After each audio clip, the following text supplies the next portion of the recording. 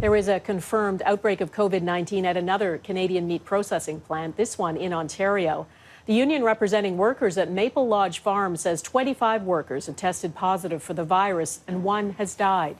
Internal documents obtained by Global News show the Brampton facility waited nearly 3 weeks before publicly disclosing the first COVID-19 case. The poultry processing plant is still open, but with safety measures in place. Children have been spared in this pandemic. Experts aren't sure why, but kids who test positive rarely develop serious symptoms. There is, though, a baffling new syndrome emerging in a very small number of kids that may be related to COVID-19. The UK was the first to alert doctors to it, and now Canada's Pediatric Society is raising the alarm too. Crystal Goomansingh reports.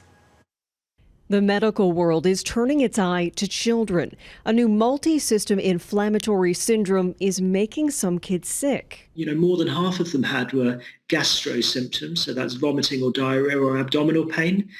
And then some of them had red eyes, some of them had rashes. Dr. Sanjay Patel says the syndrome is associated with COVID-19, but how or why isn't known.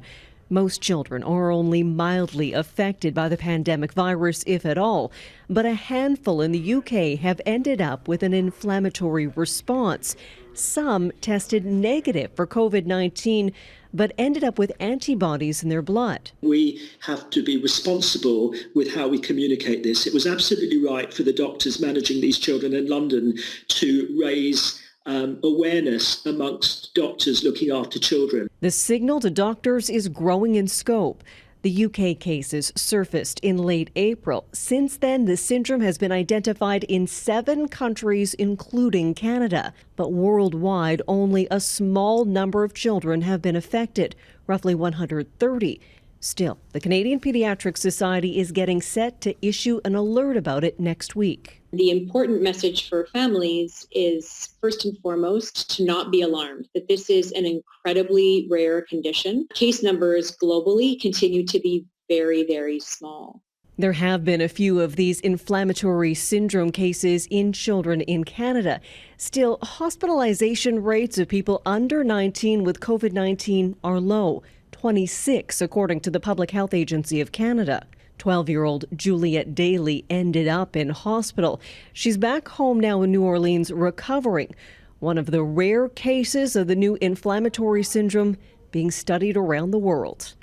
Crystal Goomansingh, Global News, London.